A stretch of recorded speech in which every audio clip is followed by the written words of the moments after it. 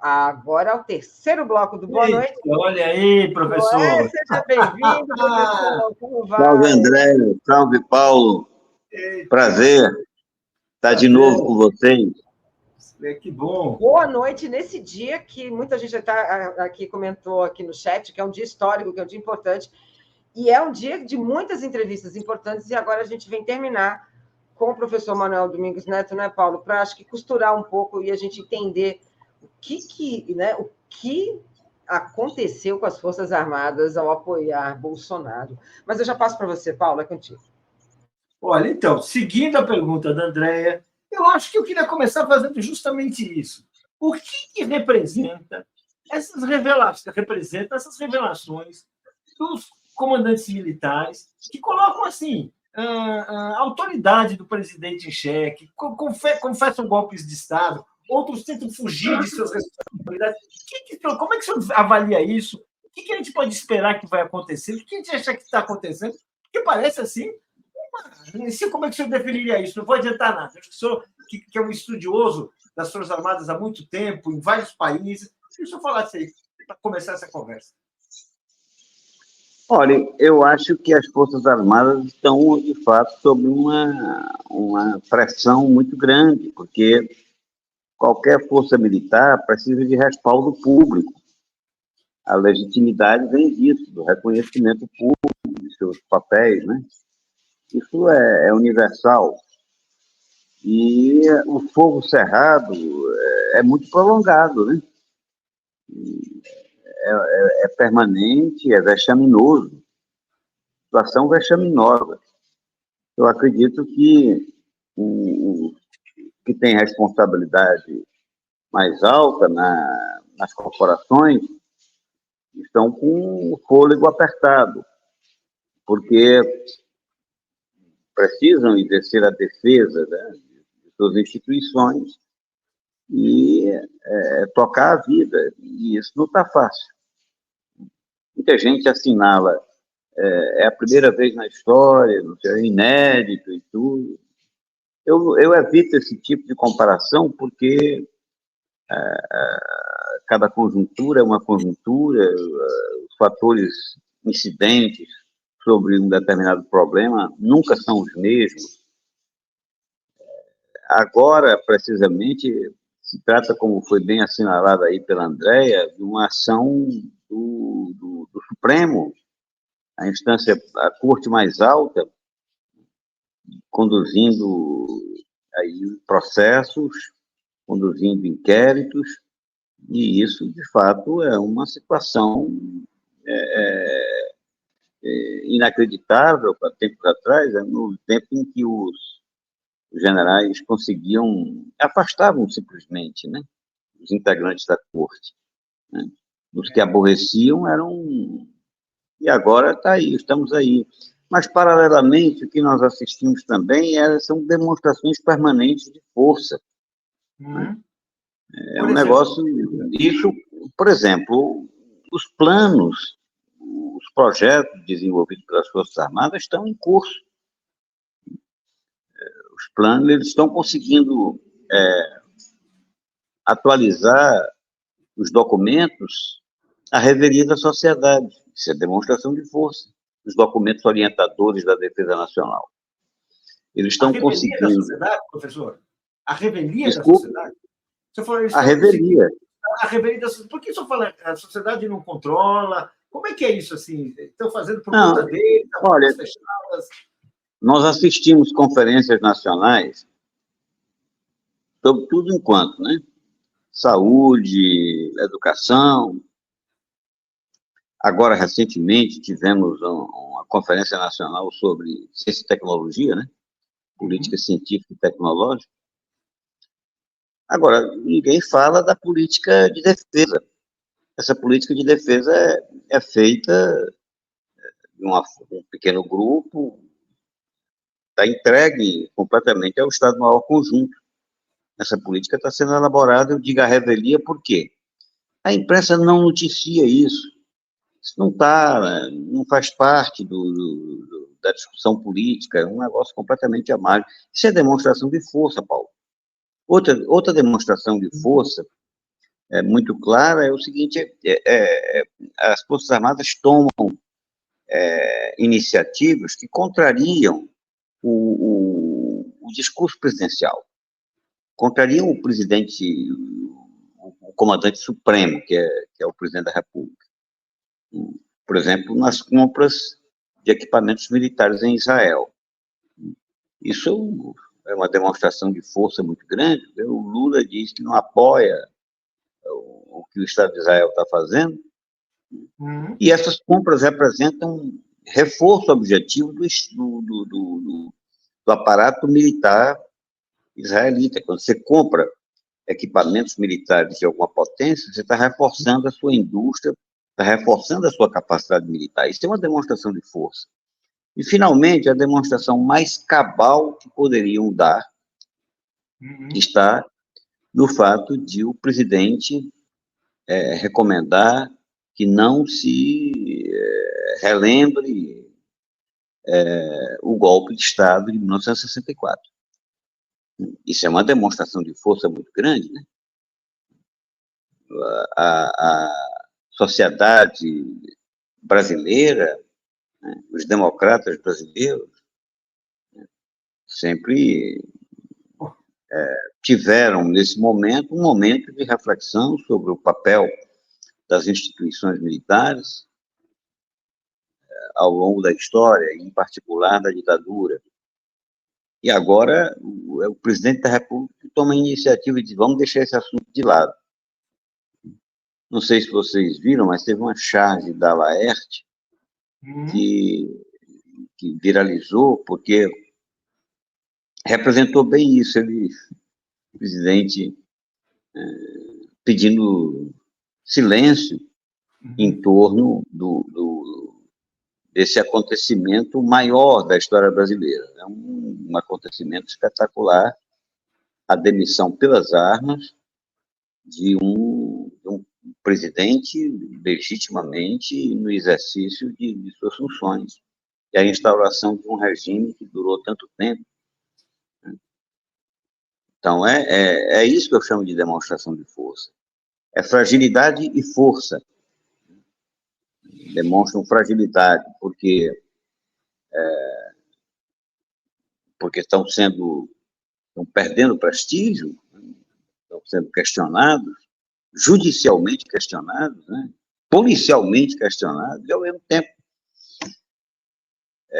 conseguem dar as cartas no que diz respeito a uma política que é abrangente, né? Particularmente abrangente, que é a política de defesa nacional. Como teria alguma consequência? O senhor que estuda há muito tempo, toda vez que alguém dá uma recuada diante das Forças Armadas, tem um raciocínio que, não, ele não está provocando, ele não quer uma crise, ele não quer elevar a temperatura política. Se o senhor falasse assim, esse cálculo que é improvisado, que é permanente, mas a gente ouve há muito tempo, faz algum sentido? Ou isso aí, assim, é o cachimbo que deixou a boca torta? Olha, eu acho assim que a sociedade brasileira precisa compreender que o militar ele é educado, né? Ele é treinado, ele é condicionado a obedecer ordens. O militar precisa de comando. Não vindo ordem, aí ele assume o comando. E é isso que está acontecendo, né? Eu não vejo da parte da autoridade pública, seja do Congresso, que tem um papel importante nisso, né? O Congresso define um bocado de coisa, né? As leis e os recursos também, e da parte do Executivo, iniciativas concretas. Da parte do Lula nem se fala, né? Quando o Lula se manifesta, ele é para atender os grandes projetos das Forças Armadas. Quando você abre no jornal o que o governo está fazendo nessa área, então nós temos aí os antigos projetos, todos em curso, como se eles não fossem passíveis de discussão, não fossem objeto de reflexão da parte da sociedade. Eu, que sempre mantive uma postura crítica de reconhecimento da importância do militar, isso eu nunca deixei de fazer, né? Ao longo da história do Brasil, sempre salientei o papel do militar na construção da modernidade brasileira, uma modernidade torta, mas é uma modernidade afetiva, né? É a modernidade que nós temos, é o país que nós temos. Mas é sempre um ponto de vista crítico acerca do país que foi construído, do país que nós dispomos hoje, né? Eu mantenho uma posição crítica, mas eu não compreendo a resistência em mexer nisso, sabe? Eles aguardam ordens, Paulo. Aguardam ordens. E eles estão, as corporações, eu acho que estão no ponto de obediência. Eu lembrei recentemente, conversando com um amigo, da atitude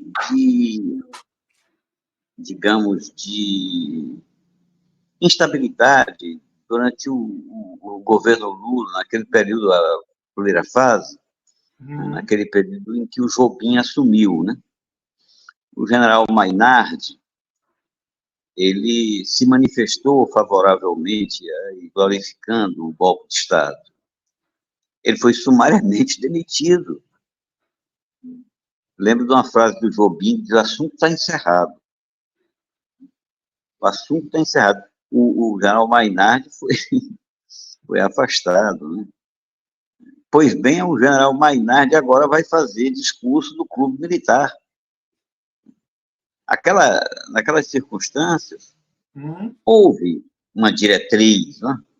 Ao pegar um general importante e punir um general importante, você está dando uma sinalização clara, né? Isso o ministro Jobim fez, né? Obviamente, com o respaldo do presidente da República. Quero mesmo, por sinal, né? Quero mesmo, né? Era o mesmo. Não, isso... Era o mesmo general, o mesmo presidente. O Mainardi agora vai fazer o discurso de comemoração do golpe lá no Clube Militar. Olha, isso francamente, é um recuo muito grande, esse negócio, sabe? É um recuo muito grande. Professor, o senhor vê algum motivo? Olha, o senhor tem mais experiência, estuda história do país há muito tempo, o senhor estuda os militares há muito tempo. O senhor vê algum motivo racional assim, para esse comportamento encolhido, vamos dizer, quase acoelhado? Que eu vejo, sim. Vou coletivizar essa questão. Nosso poder civil. Porque, assim, claramente, como assim? Se você se encolhe, o corpo que está na sua frente, ele vem para cima. Como é que é?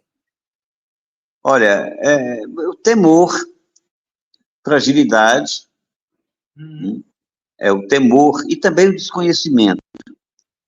Sabe? Eu não acho que o governo esteja apetrechado para exercer efetivamente a direção da política de defesa.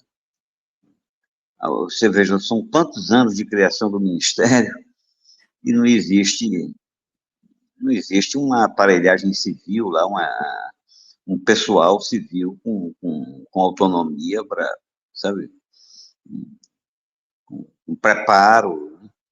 E, por outro lado, as iniciativas de preparar civis para discutir a defesa, o Congresso tomou uma agora. Né? Estão formando lá entre as assessorias parlamentares, estão se formando aí uma turma de especialistas. Mas quem são os professores desses especialistas civis? São os militares. Né? Eles desconhecem, são os militares, eles desconhecem a capacidade acadêmica acumulada no Brasil nos últimos anos. simplesmente é o próprio militar que forma o especialista civil. Aí fica difícil, né? Eu digo, é temor e despreparo. As duas coisas caminham juntas. Quando você desconhece, você teme, né? Você desconhece. Então, o desconhecido sempre impõe temor, né? Você não sabe o que pode vir de lá. Eu acho que é temor e desconhecimento, as duas coisas andando juntas. Me parece também, assim, que o governo é um bocado condicionado, né? A ultradireita, a extrema-direita, está em avanço no mundo todo e também se manifesta fortemente no Brasil. Essa é que é a verdade, né? A toda hora aí, vocês do 247 estão exibindo aí, analisando os avanços o avanço mundial do ultraconservadorismo. Isso rebate aqui concretamente. Nós tivemos recentemente um governo catastrófico de extrema-direita, né? Ainda estamos reorganizando o estrago, se é possível dizer assim, né? Cada ministro que reporta o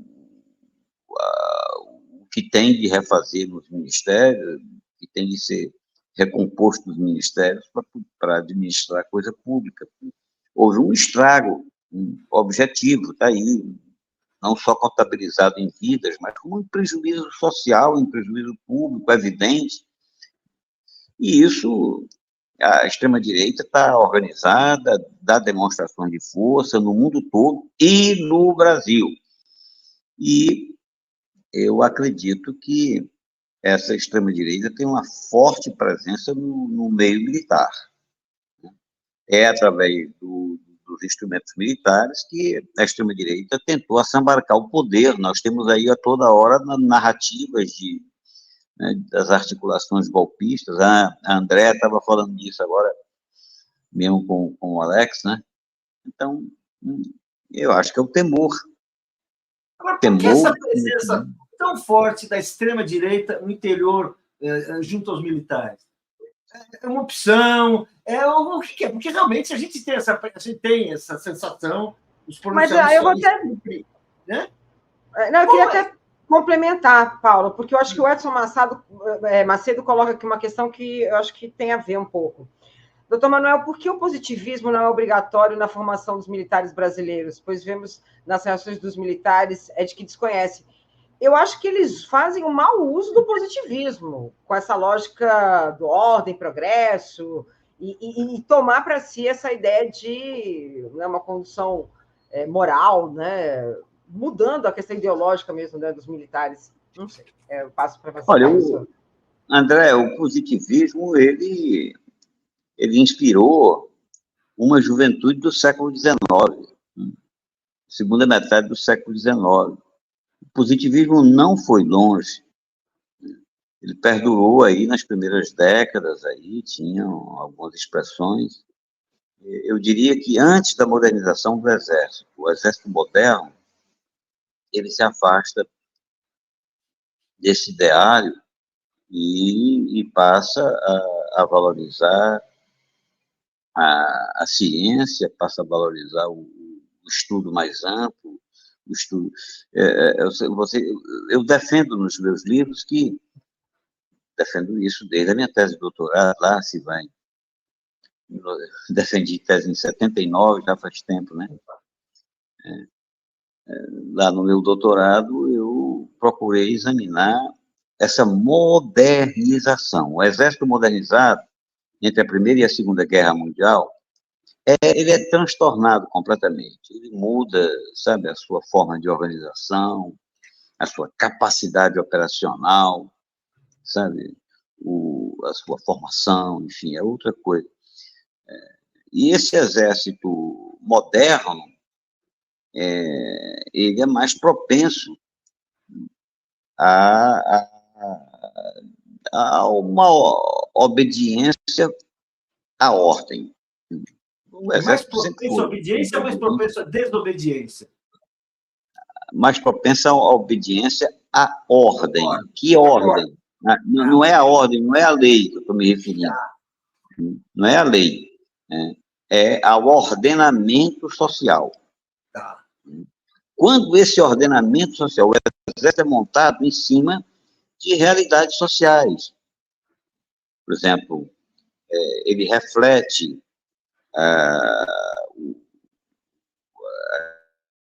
classes, ele reflete a mentalidade existente entre os recrutas, né? Ele reflete o sistema de poder, né?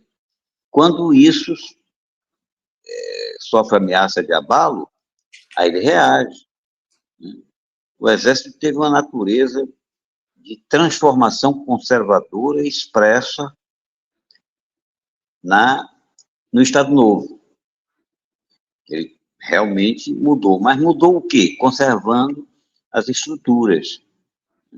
Na última grande intervenção militar, o que estava em pauta? Eram as mudanças, eram as reformas. Aí é nesse sentido que ele entra, golpeando a legalidade, para manutenção da ordem pré-existente. Isso é É nesse 64. sentido. 64. Você está falando de 64. Exatamente. Em 64, por que o Exército atuou? Né? O Exército já estava completamente dependente em armas e equipamentos e ideias e ideologias do aparato norte-americano. O presidente dos Estados Unidos autorizou o golpe, a ruptura. Ele autorizou Autorizou? Falou, pode fazer? Exatamente, o Exército... em 64, todos nós sabemos que os militares atuaram com a presença militar ostensiva dos Estados Unidos. Isso é bem conhecido, né? Isso é bem conhecido. Não haveria golpe em 64 sem o suporte norte-americano. Né? E aí o objetivo era a manutenção da ordem. Que ordem? Era o João Goulart protagonizava reformas sociais, né? Chamadas reformas de base. Ele falava em reforma agrária, reforma da educação, e no Brasil havia todo um ambiente de mudança, na verdade, uma verdadeira excitação, eu diria, a partir da criação de Brasília, significando novas perspectivas, né? O Juscelino firmou-se como grande mudancista, né? Isso tudo foi varrido num golpe. Essa expectativa, né? Você lembra dos reflexos desse ambiente mudancista? Os reflexos disso na cultura brasileira. A renovação cultural que estava, né? Inclusive, dos padrões musicais. Os padrões musicais do Brasil havia, nesse momento de mudança causa instabilidade. Aí entra o militar com a noção de lei e ordem. No meu último livro, O que Fazer do Militar, eu exploro, não sei se você tem, Paulo, acho que não, tem, né? Não tenho, preciso conseguir. Eu não te mandei, então, André também não tem, eu vou mandar para você. Dá para nós, assim a gente faz uma entrevista sobre ele, mas diga aí. Mas aí, no livro, são muitos capítulos, eu resumo em cada capítulo esses processos. Aí eu argumento qual a razão de um militar se opor à ordem. É que a estrutura corporativa ela é montada em cima de uma realidade social. Muda aquela realidade social, afeta objetivamente a estrutura orgânica corporativa, das corporações. É isso. Então, tudo que ele não quer é mudar o ordenamento social. Ele quer ele tem uma postura intrinsecamente conservadora, a gente podia achar isso assim? Conservadora. Por exemplo, de forma muito objetiva. Essas ideias de combate à misoginia, de combate à homofobia, sabe? As ideias de valorização do negro, esses costumes, essa mudança de costumes, de valores, isso afeta profundamente a estrutura militar. Militar é arredio. Daí vem, ele assume com facilidade aquelas bandeiras que são clássicas do fascismo, do nazismo, e que foram retomadas aqui pelo movimento do Bolsonaro, que elegeu o Bolsonaro, né? Deus, pátria e família. Deus, pátria e família. Essas coisas, né, essas bandeiras, elas estão presentes em todo o movimento reacionário do mundo todo. A onda ultraconservadora é montada em cima disso. Eles aproveitam o temor da sociedade diante da mudança e atuam para desmontar, para desbancar a possibilidade de alterações do jogo social. Agora, não seria possível, como é possível ter, não, vamos dizer assim, não sei ter um exército progressista, não sei se isso é possível, ou se isso é não sei, em situações muito peculiares. Mas, assim, pelo menos um exército que seja naquele sentido profissional, ou seja subordinado ao poder civil. Por que sempre tem essa vocação, assim, que no fundo é quase que quer ficar emparelhado, no fundo, quase subordinar o poder civil? Isso é um problema do exército brasileiro, é um problema de países que passaram por ditaduras, ou, na verdade, é um problema universal? Como é que é isso? Ô, Paulo, eu resisto a essa noção de exército democrático. Tá? Eu resisto. Um exército é o mesmo, sabe? São máquinas que se estruturam, tanto faz em Cuba, como nos Estados Unidos, como no Brasil. Tem o princípio da hierarquia e da disciplina, que são, digamos assim, atemporais, que frequentam as Forças Armadas, porque homens armados, se não forem disciplinados, eles viram bagunça, vira bando, né? Se não obedecer a hierarquia, ele fica inoperante. Então, essa noção de exército democrático, o que há de democrático é o poder político. E o poder político exerce ou não exerce o controle sobre essas máquinas.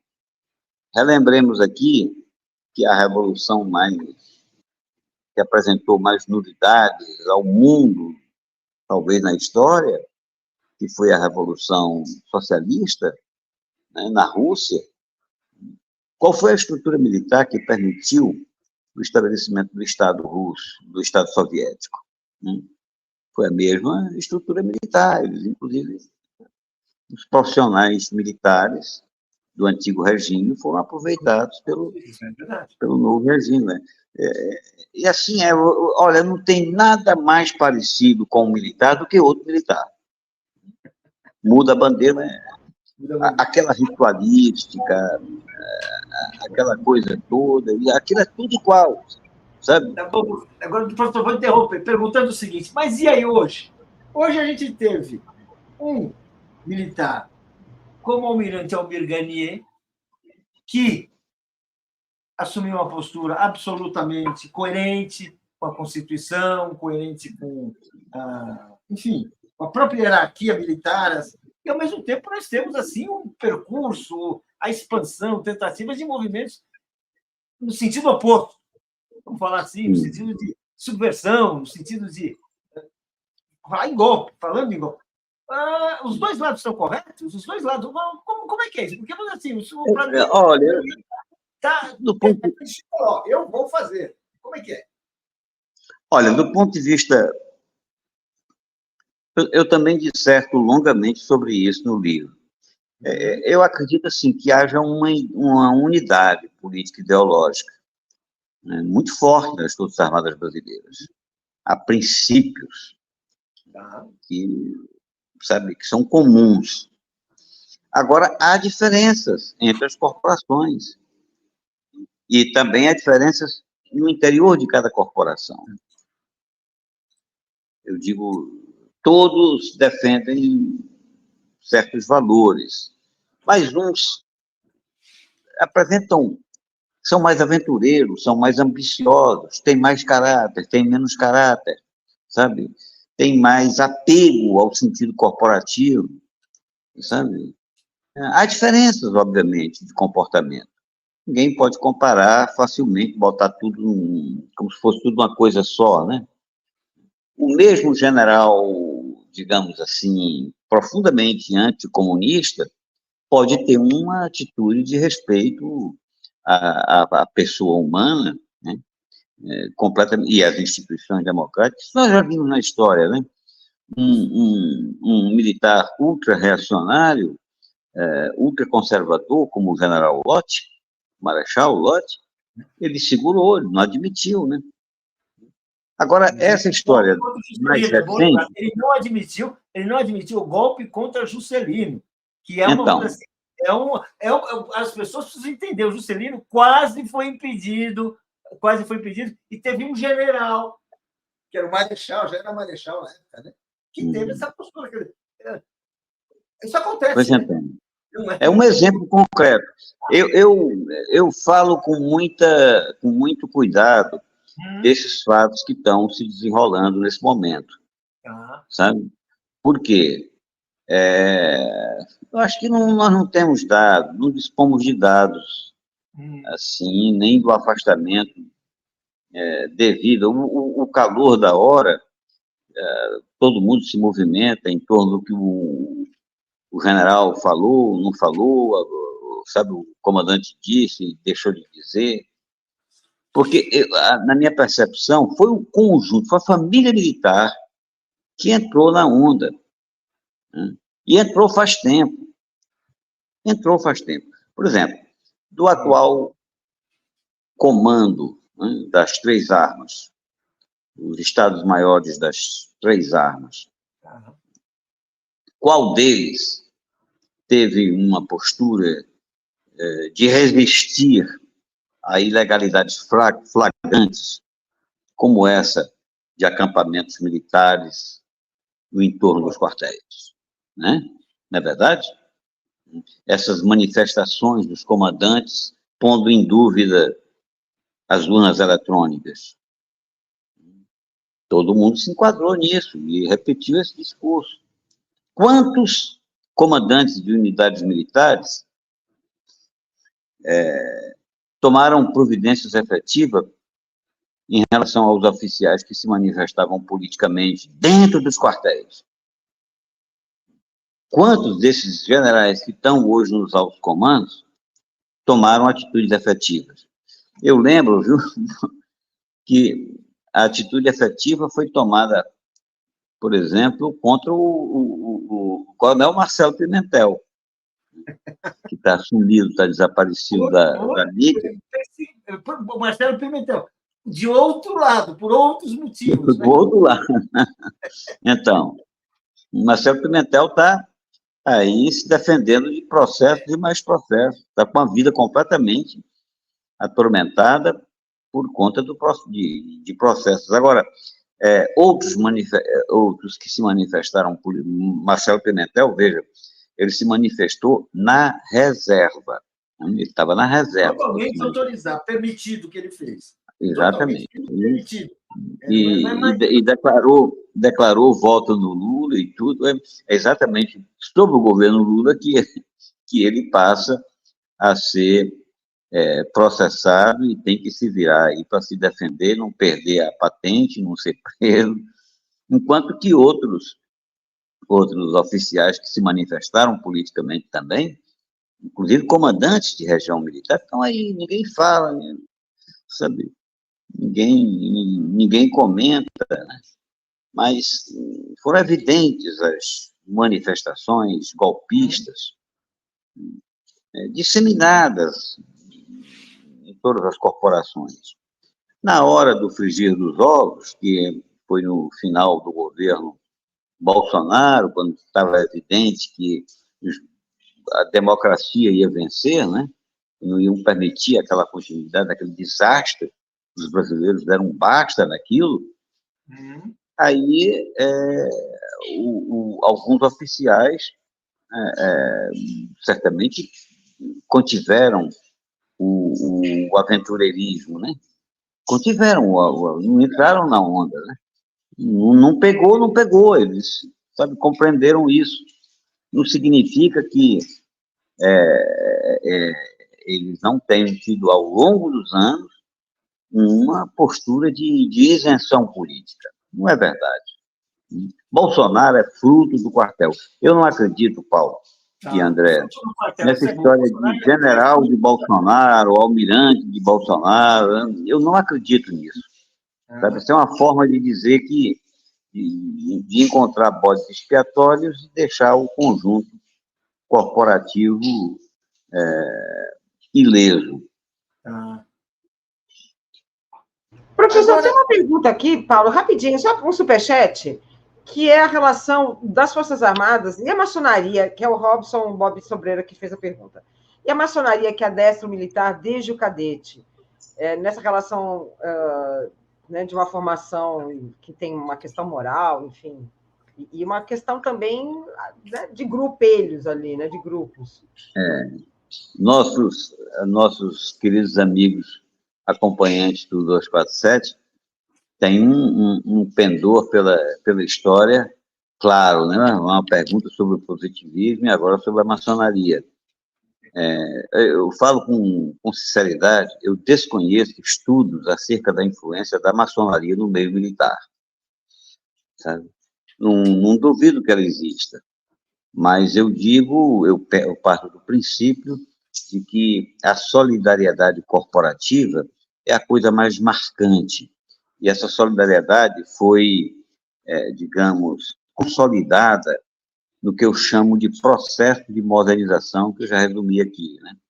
Processo de modernização que ocorreu entre as duas guerras mundiais. Eu acho que esse período de mudança profunda no Exército é chave explicativa para o que nós temos desde então, sabe? Desde o tenentismo, a Revolução 30, o Estado Novo, etc., os golpismos que vieram depois da Segunda Guerra Mundial, enfim, é uma máquina diferente. Eu diria que essa máquina, amigo, ela consolida o espírito corporativo de sorte a que qualquer outra influência, inclusive maçônica, né, possa se refletir objetivamente. A hierarquia, a disciplina, o sentimento corporativo, os valores doutrinários, eles seguramente são superiores a qualquer influência, inclusive a da maçonaria. Quer dizer, o exército é a principal influência sobre si mesmo. Não tem assim, não é... Sim. Sim, o exército, a marinha, a aeronáutica são instituições sólidas que sabem o que querem, né? Os traços principais dessa modernidade, quero salientar, né? E a debilidade básica é a profunda dependência em armas e equipamentos de uma potência estrangeira. São instrumentos de guerra que não podem guerrear sem o aval do grande fornecedor. Eu queria que o senhor explicasse isso, porque isso é um ponto importante e, como sempre, muitas vezes a gente não presta atenção no que é importante. Os equipamentos militares, quando você se torna dependente de equipamentos militares, você está praticamente se tornando subordinado a quem fabrica esses equipamentos. A ideia que a gente está vendo é... Queria que você falasse um pouco sobre isso. Olha, isso é declarado pelos próprios comandantes, né? Eles não admitem que o Brasil integre outra força que não esse esquema ocidental, protagonizado pelos Estados Unidos, né? O raciocínio estratégico do militar brasileiro é de acomodação junto a esse esquema dominante, né, que é o esquema, diz ocidental, porque está relacionado aí às potências ocidentais. Mas ela é mais larga do que isso, né? É um esquema de força que permitiu a hegemonia norte-americana ao longo do tempo, né? E quando eu falo em independência, é o seguinte: imagine o Exército Brasileiro, a Marinha Aeronáutica, sem capacidade de voar, né? Sem capacidade de se comunicar via satélite, posto que não tem condições, não tem autonomia para fazer. Né? E não tem autonomia para isso, né? Nós dispomos, os comandantes militares não se comunicariam entre si sem esse aparato que não é fabricado no Brasil. O Brasil, os aviões fabricados no Brasil, eles têm componentes estrangeiros, cuja interrupção de fornecimento implica em paralisação. Acabou-se, não voa mais, né? Não está do nosso lado, não fornecemos mais. E acabou-se. Não voa mais, não navega mais, sabe? Não tem mais comunicação, não pode mais vigiar, porque não tem mais, rompeu-se esse fluxo de equipamento necessário. Falando em termos nacionais, é favorável e defende a soberania nacional, a independência brasileira, afinal somos um país que tem o seu destino, que tem a sua história. Como faz? Como que se pode fazer para, justamente, você está descrevendo um quadro que é assim, quer dizer, se cortarem os equipamentos, a gente tem que fechar as portas. Se a gente fecha as portas, na verdade, soberania vira uma piada. Como é que faz isso? Abre, faz encomendas em outros lugares? Como é que é? Eu acho que, assim, isso que você está falando olha, cada caso é um caso. No caso brasileiro, eu advogo que nós temos capacidade, porte e necessidade objetiva, condições e necessidades objetivas de sermos autônomos, fabricarmos nossos próprios barcos, nossos próprios aviões, nossos próprios mísseis e satélites. Agora, para isso tem que ter investimento, tem que ter planejamento. O militar brasileiro está habituado a planejar aquisições, o que não é levado, não é induzido, não é ordenado. A presidência, o comandante supremo, o poder político não diz: vamos fechar uns escritórios em Washington, vamos produzir nossas coisas, mesmo que leve mais tempo, sabe? Mesmo que leve mais tempo. Vamos ter aviões de última geração, né, a curto prazo, mas vamos ter capacidade efetiva dentro de algum prazo. E essas ideias, assim, isso não percorre a mentalidade militar brasileira. Essas ideias que realmente coloca em termos muito concretos a questão da autonomia, da soberania, né, de um país que olha para o seu destino. Né? Vamos dizer assim. Agora, eu vou fazer uma pergunta de leigo.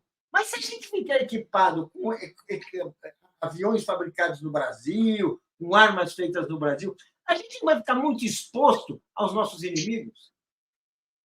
Olha, pode ter interesse em vir aqui? Estou fazendo pergunta. Olha, isso nós temos que raciocinar em termos geopolíticos, né? A disputa pelo mercado sul-americano é uma disputa instaurada no século XIX, no mercado de armas, né? Quem disputava? Havia 5 potências inicialmente, quando a aviação apareceu, disputando, no começo do século, né? Antes havia disputa para a venda de canhões e barcos. Aí depois entrou a aviação no começo do século, a Primeira Guerra Mundial. Aí tinha a França, a Itália, a Alemanha, o Reino Unido dos Estados Unidos. A briga era feia para saber quem adquiriria, quem conseguiria controlar o mercado sul-americano. E para controlar o mercado sul-americano, tinha que primeiro controlar o mercado principal, que era o brasileiro. Né? Controlando o Brasil, né? Aí você teria... A Alemanha ganhou a disputa, o exército alemão ganhou a disputa no começo do século. O exército brasileiro começou a se germanizar, né? Antes da Primeira Guerra Mundial, e como a Alemanha perdeu a guerra, aí então a França tomou conta, a missão francesa chegou em 1919, ficou até as vésperas da Segunda Guerra Mundial. Acabou isso aí, foi... Bom, nessa época,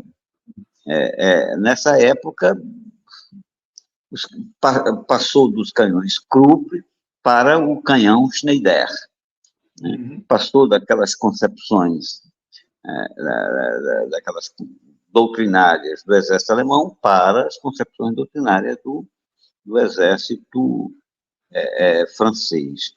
Eu detalho, nesse último livro, eu detalho exatamente os traços do que eu chamo de modernidade militar. Essa modernidade militar, ela foi garantida por potências estrangeiras. E essa persiste. O exército brasileiro é um exército moderno, mas é um exército profundamente independente.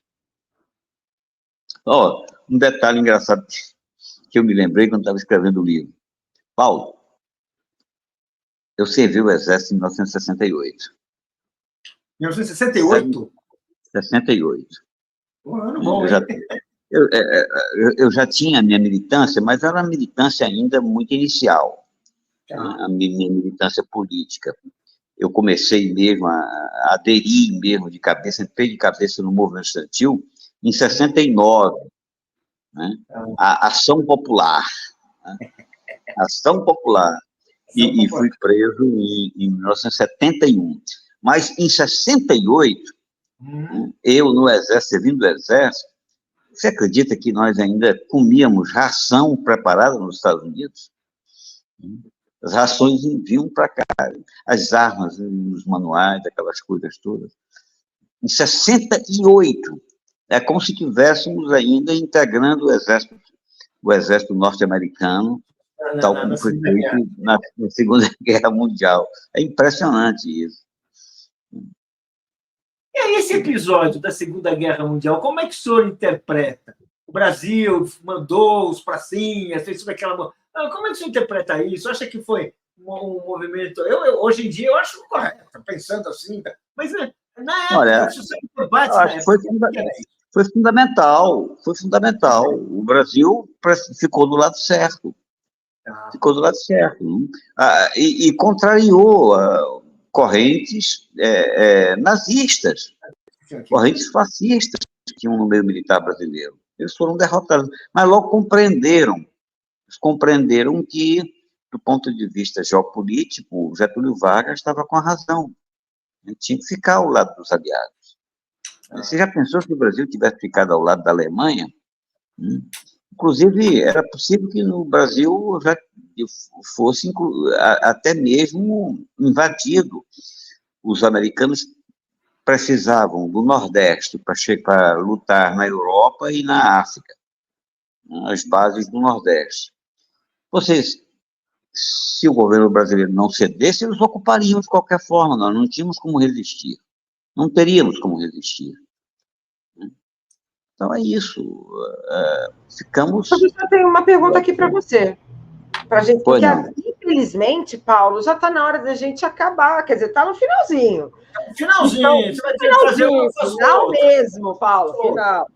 Mas já fica aqui o convite para o professor. Professor, se os comandantes tivessem decretado a prisão de Bozo, sendo chefe maior das Forças Armadas, poderia ser trocados e seria pior colocando golpistas? Porque teve essa tentativa, né?